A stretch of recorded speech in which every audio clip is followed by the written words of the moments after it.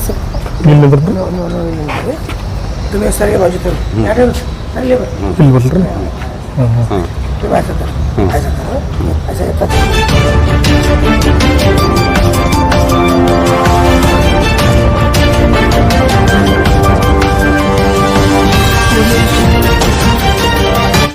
ಪ್ರಾಥಮಿಕ ಆರೋಗ್ಯ ಕೇಂದ್ರ ಬಬಲೇಶ್ವರದಲ್ಲಿ ಕಿರಿಯ ಮಹಿಳಾ ಆರೋಗ್ಯ ಸಹಾಯಕಿ ಅಂತ ಕೆಲಸ ಮಾಡುತ್ತಿದ್ದ ಶ್ರೀಮತಿ ನಿಖತ್ ಕೌಸ್ ರಾಜೇಶ್ ಸಾಬ್ ಚಪ್ಪರ್ ಬಂದ್. ಇವರು ಸರ್ಕಾರಿ ನೌಕರು. ಇವಳಿಗೆ ಅವ್ರ ತಂದೆ ರಿಟೈರ್ಡ್ ಆದ ಬಳಿಕ ಬಂದಂತ ಹಣದಲ್ಲಿ ಇನ್ನೂ ಹೆಚ್ಚಿನ 5 ಲಕ್ಷ ತೆಗೆದುಕೊಂಡು ಬಾ. ಮದುವೆ ಕಾಲಕ್ಕೆ ಸಾಕಷ್ಟು ವರದಕ್ಷಿಣೆ ಬಂಗಾರ ಕೊಟ್ಟರು ಸಹಿತ ಅವರಿಗೆ ಸಾಕಷ್ಟು ಇದು ಆಗ್ಲಿಲ್ಲ. ಆದಾಗ್ಯೂ ಸಹಿತ ಆಫ್ಟರ್ ರಿಟೈರ್ಮೆಂಟ್ ಅವ್ರ ಫಾದರ್ ಆದ ಬಳಿಕ ಇನ್ನೂ ಹೆಚ್ಚಿನ 5 ಲಕ್ಷ ತಗೊಂಬ ಅಂತ ಹೇಳಿದ್ದಕ್ಕೆ ಆಕೆ ಇನ್ಕಾರ ಮಾಡಿದ್ದಕ್ಕೆ ಆಕೆಗೆ ಗಂಡ, ಅತ್ತೆ, ಮೈದುನ, ನಾದಿನಿ ಹಾಗೂ ಸೋದರ ಮಾವಂದರು 1 ರಿಂದ 6 ಆರೋಪಿಗಳು ಆಕೆ ಹೊಡೆದು ಕೊಲೆ ಮಾಡುವುದೇ ಅಷ್ಟೇ ಅಲ್ಲ, ಫಿರ್ಯಾದಿದಾರಗೆ ಗುಡ್ಗಿ ನುಂಗ್ಯಾಡ. ಅಲ್ಲಿಂದ ಒಂದ್ ಕಡೆ ಹೇಳ್ತಾರೆ ನಿದ್ದೆ ಗುಳಿಗಿ ಅಂತಾರೆ, ಒಂದ್ ಕಡೆ ಹೇಳ್ತಾರೆ ಮ್ಯಾಲಿಂದ ಬಿದ್ದೀನಿ ಅಂತಾಳ. ಈಗೆಲ್ಲ ಮಾಡಿ ಆಕಿನ ಕೊಂದು ಅನ್ಯಾಯ ಮಾಡಿಬಿಡ್ತ. ಒಂದು ಕೂಸಿತ್ತು ಅವರಿಗೆ ಅನ್ಯಾಯ ಮಾಡಿದಾರೆ, ಫಿರ್ಯಾದರಿಗೆ ಅನ್ಯಾಯ ಮಾಡಿದರೆ ಎಲ್ಲರಿಗೆ ಅನ್ಯಾಯ ಮಾಡಿದ್ದಾರೆ. ಈ ಸಮಾಜ ಘಾತಕ ಮಂದಿ ಇವರು. ಇಂಥವ್ರಿಗೆ ಆದಷ್ಟು ಶಿಕ್ಷೆ ಆಗಬೇಕು. ಅದಕ್ಕೆ ನಮ್ಮ 4ನೇ ಜಿಲ್ಲಾ ಸಿದ್ಧ ಸತ್ಯನಾರಾಯಣರು ಎಲ್ಲ ಸಾಕ್ಷಿಗಳ ಪರಿಗಣನೆಗೆ ತೆಗೆದುಕೊಂಡು ಈಗ ಅವರಿಗೆ ಪ್ರತಿಯೊಬ್ಬರಿಗೆ ಜೀವಾದಿ ಶಿಕ್ಷೆ ಅಷ್ಟೇ ಅಲ್ಲದ 1 ಲಕ್ಷ ರೂಪಾಯಿ ದಂಡ ಕೊಡಬೇಕು. ಆ 1 ಲಕ್ಷ ಪರಿಹಾರಧನ ಫಿರ್ಯಾದಿದಾರ ಮೊಮ್ಮಗಿಗೆ ಫಿರ್ಯಾದಿದಾರಿಗೆ ಹೆಂಡತಿ ಕೊಡ್ಬೇಕಂತೇಳಿ ಆದೇಶ ಮಾಡಿದ್ದ.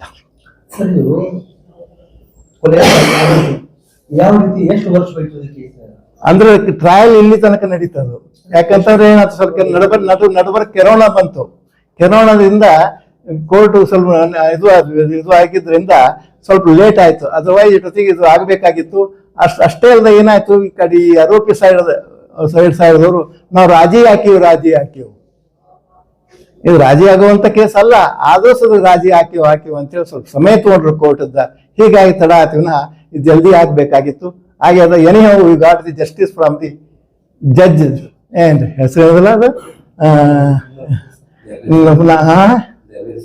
ದೇವೇರ್ ಸಾಬ್ರು ಒಳ್ಳೆ ನ್ಯಾಯ ಕೊಟ್ಟಿದ್ದಾರೆ ಅಂತ ನಾ ಈ ಮೂಲಕ ಹೇಳ್ಬೇಕು. ತಗೊಂಡಾರೆ ಡಿಫೆನ್ಸ್. ಅವರು ಒಂದೇ ಡಿಫೆನ್ಸ್ ಅಲ್ಲ, 6 ಡಿಫೆನ್ಸ್ ತಗೊಂಡಾರ. ಮ್ಯಾಲಿಂದ ಬಿದ್ದಿನ ಅಂತಾರೆ. ಮೊದಲ ಆಕೆಗೆ ಏನದು ಒಂದು ದವಾಖಾನೆ ಕರ್ಕೊಂಡು ಹೋಗ್ತಾರೆ. ಅಲ್ಲಿ BP-ನೇ ಕಡಿಮೆ ಆಗಿದೆ, ಅಲ್ಲಿ ನಿದ್ದೆ ಗುಳಿಗೆ, ಅಲ್ಲಿ ಏನದು ಒಂದು ಗುಳಿಗೆ ಬೇರೆ ಹೇಳ್ತಾರೆ. ಮುಂದೆ BLD ಕರ್ಕೊಂಡು ಹೋಗ್ತಾರೆ. BLD ಒಂದು ಬೇರೆ ಗುಳಿಗೆನೇ ಹೇಳ್ತಾರೆ. ಆಕ್ಚುಲಿ ಡೆಡ್ ಬಾಡಿನೇ ತಗೊಂಡು ಹೋಗ್ಯಾರ BLD.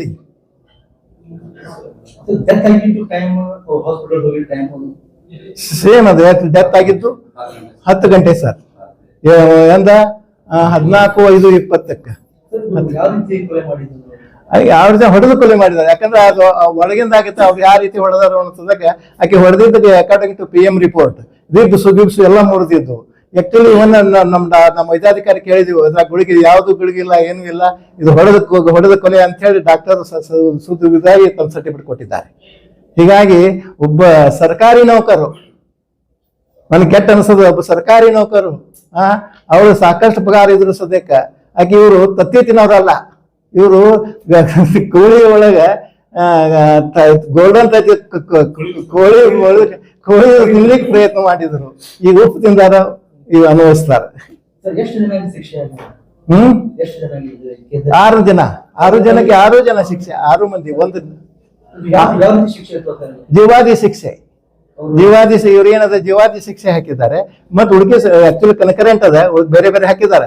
ಬಟ್ ಕನ್ಕರೆಂಟ್ ಅದು ಎಲ್ಲ ಕೂಡ ನಡೀತಾವ ಶಿಕ್ಷೆಗಳು. ಒಂದಕ್ಕೆ 7 ವರ್ಷ ಹಾಕಿದ್ದಾರೆ.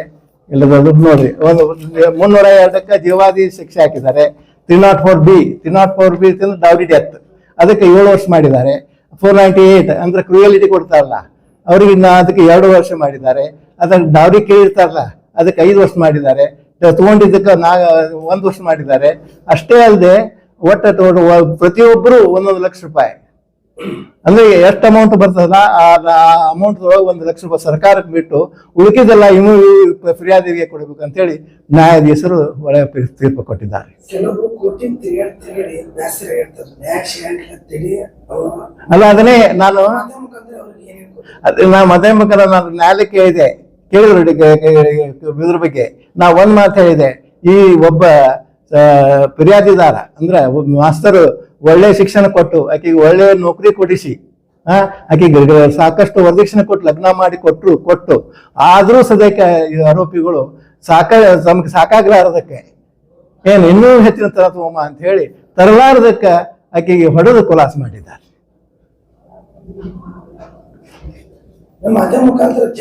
ಜನರಿಗೆ ನಾ ಇಷ್ಟ ಹೇಳೋದು ಇನ್ನು ಮುಂದೆ ವರದಕ್ಷಿಣೆ, ಯಾಕಂದ್ರೆ ಏನಾಗಿದೆ ಅಂದ್ರೆ ಒಂದು ಹೆಣ್ಣು ಅಂದ್ರೆ ಗಳಿಸೋ ಆಸ್ತಿ ಮಾಡಿಬಿಟ್ಟಿದ್ದಾರೆ ನಮ್ಮ ಗಂಡ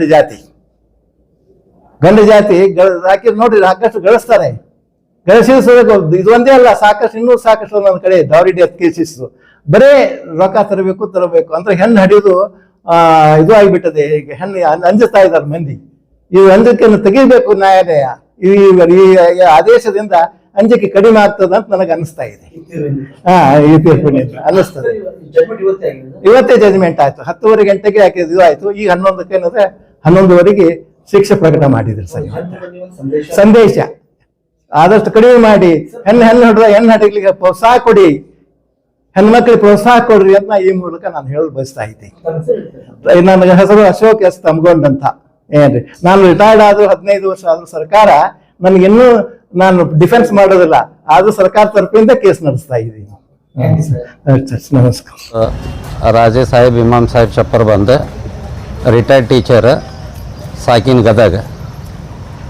2018ರಲ್ಲಿ ನನ್ನ ಮಗಳಾದ ನಿಖತ್ ಕೌಸರ್ ಇವರಿಗೆ ಬಿಜಾಪುರದ ಗಣೇಶನಗರದ ರಿಯಾಜ್ ಅಹಮದ್ ಚಪ್ಪರ್ ಬಂದ್ ಇವರಿಗೆ 2018ರಲ್ಲಿ ಮದುವೆ ಮಾಡಿಕೊಟ್ಟಿದ್ದೆ. ಮದುವೆ ಕಾಲಕ್ಕೆ ಸುಮಾರು 5 ಲಕ್ಷ ರೂಪಾಯಿ 5 ತೊಲಿ ಬಂಗಾರ ವರದಕ್ಷಿಣೆ ಕೊಟ್ಟಿದ್ದೆ. ಯಾಕಂದ್ರೆ ಅವ ಇಂಜಿನಿಯರಿಂಗ್ ಅದೀನಿ ಅಂತೇಳಿ ಅಂದು ಓದಿದ್ದ, ಅದರ ಸಂಬಂಧ ಅವಾಗ ಅಷ್ಟು ಕೊಟ್ಟು ನನ್ನ ಮಗಳು ಹೆಲ್ತ್ ಡಿಪಾರ್ಟ್ಮೆಂಟ್ನಾಗ ಜೂನಿಯರ್ ಹೆಲ್ತ್ ಅಸಿಸ್ಟೆಂಟ್ ಅಂಥೇಳಿ ವರ್ಕ್ ಮಾಡ್ತಿದ್ಲು, ಶಿರಟ್ಟಿಗೆ ಮಾಡ್ತಿದ್ಲು. ಅವಾಗ ಮದುವೆ ಆದ ನಂತರ ನಾನು ಇಲ್ಲಿ ಬಬಲೇಶ್ವರ್ಗೆ ಟ್ರಾನ್ಸ್ಫರ್ ಮಾಡ್ಕೊಂಬಂದರು, ಇಲ್ಲಿ ಶಿಗುಣಿಸಿ ಒಳಗೆ ಕೆಲಸ ಮಾಡ್ತಿದ್ರು. ಸೊ ನಾನು ರಿಟೈರ್ಡ್ ಆದ ನಂತರ ಸುಮಾರು ಒಂದು 40-45 ಲಕ್ಷ ರೂಪಾಯಿ ನನಗೆ ರಿಟೈರ್ಮೆಂಟ್ ದುಡ್ಡು ಬಂತು. GPF, KGID, LIC, GIS, NCRT, NCI ಎಲ್ಲ ದುಡ್ಡು ಬರೋಣ. ಅದು ಏನಾಯ್ತು ಅಂತಂದ್ರೆ ಅವರಿಗೆ ಒಂದು ಸ್ವಲ್ಪ ಇನ್ನೂ ಒಂದು 10 ಲಕ್ಷ ರೂಪಾಯಿ ನಾವು ಕೇಳಿದಷ್ಟು ರೊಕ್ಕ ಕೊಡಲಿಲ್ಲ. 10 ಲಕ್ಷ ಕೇಳಿದ್ದೆವು ನಾವು, 10 ತೊಲಿ ಬಂಗಾರ ಕೇಳಿದ್ದೆವು. 5 ಲಕ್ಷ ರೂಪಾಯಿ 5 ತೊಲಿ ಬಂಗಾರ ಕೊಟ್ಟಿವಿ, ಇನ್ನೂ ಕೊಡಬೇಕು ನಿಮ್ಮ ಅಪ್ಪನಲ್ಲಿದ್ದೆ, ಇನ್ನೂ 10 ಲಕ್ಷ ರೂಪಾಯಿ ತೊಗೊಂಬ, ನಾವು ಕಾರ್ ತೊಗೋಬೇಕಾಗ್ಯದ ಅಂತೇಳಿ ಹೆಚ್ಚಿನ ವರದಕ್ಷಿಣೆ ಕೇಳಿ ಒತ್ತಾಯ ಮಾಡಕತ್ತಿದ್ರು.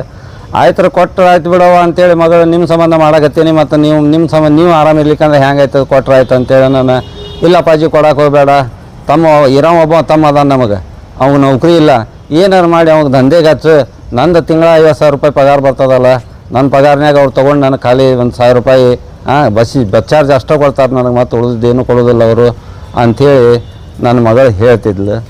ಆದರೆ ಅದು ವಿಕೋಪಕ್ಕನೇ ಹೋಯ್ತದು.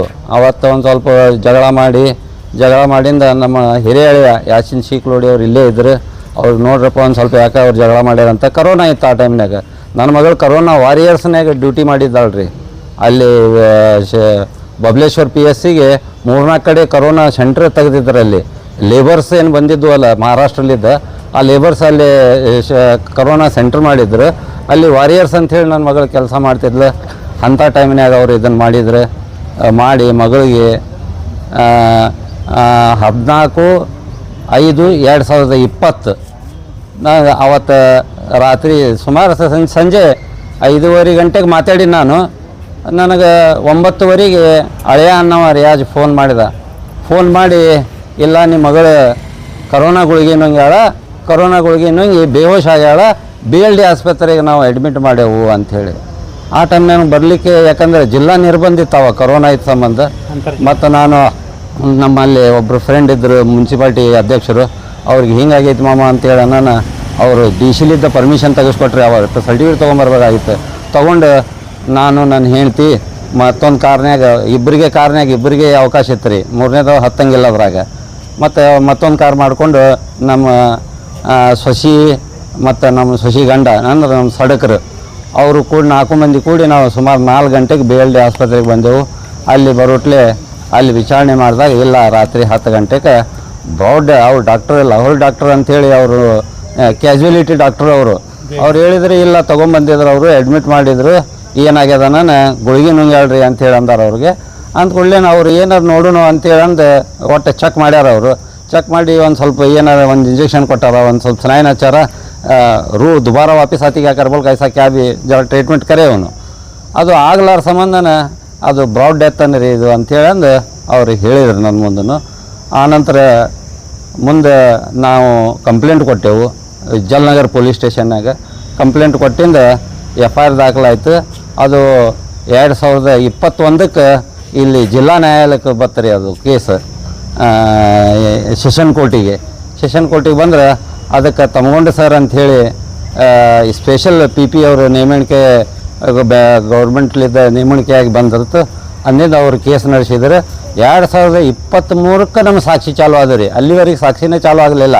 ಬರೋದು ಮುದ್ದತಿಗೆ ಬರೋದು, ಡೇಟ್ ತೊಗೊಳ್ಳೋದು ಹೋಗೋದು, ಅವ್ರು ಕಾಂಪ್ರಮೈಸ್ ಮಾಡ್ತೇವ್ರಿ ಅಂತೇಳಿ ಅವರು ಪರವಾಗಿ ಆರೋಪಿ ಪರವಾಗಿ ವಕೀಲ ಹೇಳೋರು ನಾವು ಕಾಂಪ್ರಮೈಸ್ ಮಾಡೋದಿಲ್ಲ ರೀ ಅಂತೇಳಿ ನಮ್ಮ ವಕೀಲರು ಒಮ್ಮೆ ನ್ಯಾಯಾಧೀಶರ ಮುಂದೆ ನನಗೆ ಕರೆದ್ರು, ಹೌದೇನಪ್ಪ ನೀ ಕಾಂಪ್ರಮೈಸ್ ಆಗ್ತೇನೆ ಅಂತೇಳಿ.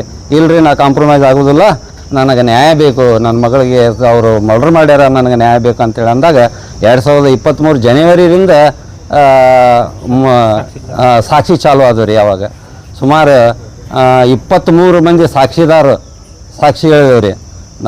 ನಾವು ಬಿಟ್ಟು PSI ಪೊಲೀಸರು, ಅದು ಏನು ಇನ್ವೆಸ್ಟಿಗೇಷನ್ ಆಫೀಸರ್ DYSP ಅವರು, ತಹಸೀಲ್ದಾರು, ಹಿಂಗೆ 23-24 ಮಂದಿ ಸಾಕ್ಷಿ ಆದವು ರೀ. ಸಾಕ್ಷಿ ಆಗಿಂದ ಇವತ್ತು ಜಜ್ಮೆಂಟ್ ಬಂದದ ರೀ. 7 ವರ್ಷಲಿದ್ದ ನಾನು ಹೋರಾಟ ಮಾಡಿದ ಫಲ ನನಗೆ ಸಿಕ್ಕೈತಿ. ನನಗೆ ಸಹಕಾರ ನೀಡಿದಂಥ ವಕೀಲರು ತಮಗೊಂಡು ಸರ್ ಆಗಲಿ, ನಮ್ಮ ಕುಮುಟಿಗಿ ಸಾಹೇಬ್ರಾಗಲಿ, ನವಾಬ್ ಸರ್ ಆಗಲಿ, ನಿಂಬರ್ಗಿ ಸರ್, ವಿಷ್ಣು ತೊರ್ವಿ ಸರ್, ರಾಹುಲ್ ತೊರ್ವಿ ಅವರು, ಆನಂತರ ನನ್ನ ಮಿತ್ರ ಬಾಬಾ ಸಾಹೇಬರು, ಇವರು ನನಗೆ ದೊಡ್ಡ ಸಪೋರ್ಟ್ ಮಾಡಿದರು. ಸಪೋರ್ಟ್ ಮಾಡಿ ನನಗೆ ಕೊನೆಯ ಹಂತವರೆಗೂ ನಾನು ಬೆನ್ನೆಲುಬಾಗಿ ನಿಂತು ನನಗೆ ಸಹಕಾರ ಮಾಡಿದರು. ಅದರ ಸಂಬಂಧ ಅವ್ರಿಗೆ, ಪೊಲೀಸ್ ಇಲಾಖೆಯವ್ರಿಗೂ, ನ್ಯಾಯಾಂಗ ಇಲಾಖೆಯವ್ರಿಗೂ, ಮೀಡಿಯಾದವ್ರಿಗೂ ಹಾಗೂ ನನ್ನ ಹಿಂದಂಥ ಎಲ್ಲರಿಗೂ ನಾನು ಥ್ಯಾಂಕ್ಸ್ ಹೇಳ್ತೀನಿ. ಇವತ್ತು ಅವ್ರು 6 ಮಂದಿಗೆ ಜೀವಾವಧಿ ಶಿಕ್ಷೆ ಆಗ್ಯದ. ಇದು ಸಮಾಜಕ್ಕೆ ಒಂದು ದೊಡ್ಡ ಮೆಸೇಜ್. ನಾನು ಕಾಂಪ್ರಮೈಸ್ ಆದರೆ ನನಗೆ ಭಾಳ ಆದ್ರೆ 1 ಲಕ್ಷ ಒಂದು ಕೋಟಿ ರೂಪಾಯಿ ಕೊಟ್ಟರು ಇದು ಸಮಾಜಕ್ಕೆ ಮೆಸೇಜ್ ಹೋಗ್ಬೇಕಾಗಿತ್ತು. ನಾವು ಅವ್ರು ಏನು 1 ಕೋಟಿ ಬಿಟ್ಟು 2 ಕೋಟಿ ಕೊಡ್ತೀನಿ ಅಂದ್ರೂ ನಾವು ಒಪ್ಪೋದಿಲ್ಲ ರೀ. ನನಗೆ ಯಾಕಂದ್ರೆ ಕಾಂಪ್ರಮೈಸ್ ಕರೆದಿದ್ರೆ ಹೇಳಿದ್ರೆ ಇಲ್ಲ ಸರ ನನಗೆ ನ್ಯಾಯಾಲಯದ ಮ್ಯಾಗ ವಿಶ್ವಾಸ ಅದ, ನಾ ನ್ಯಾಯಾಲಯಕ್ಕೆ ಹೋರಾಟ ಮಾಡ್ತೀನಿ, ನನ್ನ ಮಗಳಿಗೆ ನಾ ನ್ಯಾಯ ದೊರಕಿಸ್ಕೊಡ್ಬೇಕು, ನನ್ನ ಮಗಳ ಜೀವನಕ್ಕೆ ಶಾಂತಿ ಸಿಗಬೇಕಾದ್ರೆ ಅಂಥೇಳಿ ನಾವು ಹೋರಾಟ ಮಾಡಿದೆವು. ಇವತ್ತು ಜಜ್ಮೆಂಟ್ ಬಂತು. 6 ಮಂದಿ ಅಂದ್ರೆ ಬಾನೋಬಿ ಚಪ್ಪರ್ ಬಂದ, ನಮ್ಮ ಮಗಳ ಅತ್ತಿ ರಿಯಾಜ್ ಅಹಮದ್ ಚಪ್ಪರ್ ಬಂದ, ನನ್ನ ಮಗಳ ಗಂಡ ನಿಸಾರ್ ಚಪ್ಪರ್ ಬಂದ, ನನ್ನ ಮಗಳ ಮೈದನ ನಾಹಿದಾ ಚಪ್ಪರ್ ಬಂದ, ನನ್ನ ಮಗಳ ನಾದಿನಿ. ಆನಂತರ ಅವರಿಬ್ಬರು ಮಾಸ್ತರ್ ಮೌಲಾಲಿ ಚಪ್ಪರ್ ಬಂದ, ಮೌಲಾಲಿ ಶೇಖ್ ಮತ್ತು ಮೆಹಬೂಬ್ ಸಾಬ್ ಶೇಖ್, ಇವರಿಬ್ಬರು ಏನದಲ್ಲ ನನ್ನ ಹಳೆಯನ್ ಸ್ವಾದರ್ ಮಾವಂದಿರು. ಅವರು ಇದ್ರಾಗ ಶಾಮೀಲಾಗಿ ಬ್ಯಾಕ್ಗ್ರೌಂಡ್ ಅವ್ರದ್ದೇ ರೀ, ಸ್ಕೆಚ್ ಎಲ್ಲ ಅವ್ರದ್ದೇ, ಪ್ಲ್ಯಾನ್ ಅವ್ರದ್ದೇ, ಸಪೋರ್ಟ್ ಅವ್ರದ್ದೇ. ಇವ್ರಿಗೆ ಅಷ್ಟು ಧೈರ್ಯ ಇದ್ದಿದ್ದಿಲ್ಲ, ಅವ್ರ ಸಪೋರ್ಟ್ ಮ್ಯಾಗ ಮಾಡಿದ್ರಿ. ಆದರೆ ನ್ಯಾಯಾಲಯ ನನ್ನ ಕೂಗನ್ನು, ನನ್ನ ಫಿರ್ಯಾದಿಯನ್ನು ಎತ್ತಿ ಹಿಡಿದು ಇವತ್ತು ನಾನು ನ್ಯಾಯ ದೊರಕಿಸ್ಕೊಟ್ಟದ. 6 ಮಂದಿಗೆ ಜೀವಾವಧಿ ಶಿಕ್ಷೆ ಆಗ್ಯದ, 1 ಲಕ್ಷ ರೂಪಾಯಿ ದಂಡ ಆಗ್ಯದ. ಆನಂತರ ಒಂದು ಮೊಮ್ಮಗ ಅದನ್ರಿ ನನಗೆ. ನನ್ನ ಮೊಮ್ಮಗ ಅದಾನ ಒಬ್ಬವ, ಅವನ್ನ ಕೇವಲ ಈಗ 7 ವರ್ಷ ರೀ. ಅವ ನನ್ನ ಮಗಳ ಸಾಯುವ ಮುಂದೆ 8 ತಿಂಗಳದವ ಇದ್ದೇನೆ ರೀ. ಆ ಮಗು ನನ್ನ ಹತ್ರನ ಅದ. ಮುಂದೆ ಎಲ್ಲರಿಗೂ ನನಗೆ ಸಹಕಾರ ನೀಡಿದಂಥ ಮೀಡಿಯಾಕ್ಕೂ, ಎಲ್ಲ ಇಲಾಖೆ ಅಧಿಕಾರಿಗಳಿಗೂ, ನನ್ನ ಮಿತ್ರರಿಗೂ, ನನ್ನ ಸಾಕ್ಷಿದಾರಿಗೂ ಎಲ್ಲರಿಗೂ ಧನ್ಯವಾದ ಹೇಳಿ ನಾನು 2 ಮಾತು ಮುಗಿಸ್ತೇನೆ ರೀ. ನನ್ನ ಹೆಸರು ರಾಜೇ ಸಾಬ್ ಇಮಾಮ್ ಸಾಬ್ ಚಪ್ಪರ್ ಬಂದ್ರಿ, ರಿಟೈರ್ಡ್ ಟೀಚರ್ ಫ್ರಮ್ ಗದಗ. ಇವತ್ತೇನು ನ್ಯಾಯಾಲಯ ಏನೈತಿ, ಜಜ್ಮೆಂಟ್ ಏನೈತಿ, ಈ ಜಜ್ಮೆಂಟ್ ಯಾಕಪ್ಪ ಅಂದ್ರೆ ಹೆಣ್ಮಕ್ಳು ಭಾಳ ಖುಷಿ ಪಡ್ಬೇಕು ಈ ಜಜ್ಮೆಂಟ್ದಿಂದ. ಯಾಕಪ್ಪ ಅಂತಂದ್ರೆ ಯಾವುದೇ ಪ್ರತಿಯೊಬ್ಬ ಹೆಣ್ಮಕ್ಳು ಗಂಡನ ಮನೆಗೆ ಹೋಗ್ಬೇಕಪ್ಪ ಅಂತಂದ್ರೆ ಏನೈತಿ ಅಲ್ಲಿ ಹೋದಂಥ ಹೆಣ್ಮಗಳು ವರದಕ್ಷಿಣೆ ಕಿರುಕುಳ ಸಾಮಾನ್ಯವಾಗಿ 100ಕ್ಕೆ ಏನೈತಿ 60-70% ಅಂತರೂ ಇರುವುದೇ. ಅದರಲ್ಲಿ ಏನೈತಿ ಈ ಜಜ್ಮೆಂಟ್ ಅಂತೂ ಏನೈತಿ ಪ್ರತಿಯೊಬ್ಬರು ಹೆಣ್ಮಕ್ಳು ಏನೈತಿ ಧೈರ್ಯದಿಂದ ಏನೈತಿ ಕೋರ್ಟಿಗೆ ಬಂದು ಕಂಪ್ಲೇಂಟ್ ಕೊಟ್ರಪ್ಪ ಅಂತಂತಂದ್ರೆ ನಿಮ್ಗೆ ಏನೈತಿ ನ್ಯಾಯ ಸಿಗ್ಲಾಕ ಏನೈತಿ ಸ್ವಲ್ಪ ಟೈಮ್ ಹಿಡಿಬೋದು, ಆದರೆ ಹಿಂದೆಲ್ಲ ನ್ಯಾಯ ಅಂತ ಸಿಗ್ತೈತಿ. ಬಟ್ ಏನೈತಿ ಸತ್ಯ ಐತಿ ಅಂತ ತೋರಿಸ್ಲಿಕ್ಕೆ ನಮಗೆ 5ರಿಂದ 6 ವರ್ಷ ಟೈಮ್ ಬೇಕಾಯಿತು. ಬಟ್ ಏನೈತಿ ನ್ಯಾಯ ಸಿಕ್ಕಿದೆ. ಬಟ್ ಅವರು ಖುಷಿಯಾಗಿದ್ದಾರೆ. ಏನೈತಿ ಜಜ್ಮೆಂಟ್ ಸಮಾಜಕ್ಕೆ ಒಂದು ಉತ್ತಮವಾದಂಥ ಜಜ್ಮೆಂಟ್ ಅಂತ ಹೇಳಿ ನಾನು ಮಾತು ಮುಗಿಸ್ತೀನಿ. ಇದು ಕೋವಿಡ್ನಲ್ಲೇ ಆಗಿತ್ತು. ಹೌದ್ರಿ, ಹೌದು, ಯಾರು ಹೊರಗೆ ಹೋಗ್ತಾ ಇಲ್ಲ. ಹೌದ್ರಿ. ಹೆಂಗಿದು ಅವರು ಅವ್ರಿಗೆ ಗುಳಿಗೆ ತೊಗೊಂಡಿದ್ದಕ್ಕೆ ಆರೋಪ ಮಾಡಿದ್ದು, ಹೌದ್ರಿ, ಫೋನ್ ಮಾಡಿದ್ದು, ಅಲ್ಲಿ ಹಾಸ್ಪಿಟಲ್ ಅಡ್ಮಿಟ್ ಮಾಡಿದ್ದು, ಹೆಂಗೆ ಸಾಬೀತಾಯ್ತು? ಇದು ಮೆಡಿಕಲ್ ರಿಪೋರ್ಟ್ ಏನೈತಲ್ಲ, ಮೆಡಿಕಲ್ ರಿಪೋರ್ಟ್ ಏನೈತಿ ಮತ್ತು ಆ ಬಾಡಿಗೆ ಆದಂಥ ಗಾಯಗಳನ್ನು ಏನೈತಿ ಬ್ಲಡ್ ಇಂಜುರಿನೂ ಆಗಿದ್ದು ರೀ, ಸಾಕಷ್ಟು ಬ್ಲಡ್ ಇಂಜುರಿನೇ ಆಗಿತ್ತು. ಬಟ್ ಏನೈತಿ ಮೆಡಿಕಲ್ ರಿಪೋರ್ಟ್ದಿಂದ ಏನೈತಿ ಪೂರ್ತಿ ಏನೈತಿ ಸಾಬೀತಾಗೈತಿ. ಇದು ಏನಪ್ಪ ಅಂತಂದ್ರೆ ಇದು ಇಟ್ ಈಸ್ ಮರ್ಡರ್ ಅಂತ ಹೇಳ್ಬಿಟ್ಟು. ಆಮೇಲೆ ಏನೈತಿ ಇವರು ಏನೈತಿ ನ್ಯಾಯಾಲಯ ಏನೈತಿ ಎಲ್ಲ ಸಾಕ್ಷಿಗಳನ್ನು ಪರಿಗಣಿಸಿ ಏನೈತಿ ಇವತ್ತು ಜಜ್ಮೆಂಟ್ ಕೊಟ್ಟಿದೆ. ಇವತ್ತು ಹೌದು, ಹೌದು ರೀ. ಸಮಾಜಕ್ಕೆ ಏನೈತಿ ಒಂದು ಎಚ್ಚರಿಕೆ ಕೊಟ್ಟಿದೆ ಕೋರ್ಟು. ಏನೈತಿ ತಪ್ಪು ಮಾಡೋರಿಗೆ ಏನೈತಿ ಒಂದು ಸಂದೇಶ ಕೋರ್ಟ್ ಒಂದು ತೀರ್ಪಿನ ಮುಖಾಂತರ ಕೊಟ್ಟಿದೆ. ಏನಪ್ಪ ಅಂತಂದ್ರೆ ಏನೈತಿ ತಪ್ಪು ಮಾಡೋನು 10 ಸರಿ ವಿಚಾರ ಮಾಡಬೇಕು, ಆ ಥರ ತೀರ್ಪು ಕೊಟ್ಟಿದೆ. ಇವತ್ತು ಒಟ್ಟರಿಗೆ 6 ಮಂದಿಗೆ ಏನೈತಿ ಜೀವಾವಧಿ ಶಿಕ್ಷೆ ಆಗಿದೆ. पल पल की खबरों के लिए हमारे YouTube चैनल को सब्सक्राइब कीजिए, हमारे वीडियो को लाइक कीजिए और सबसे पहले हमारी न्यूज देखने के लिए बेल आइकॉन पर क्लिक करना ना भूलें।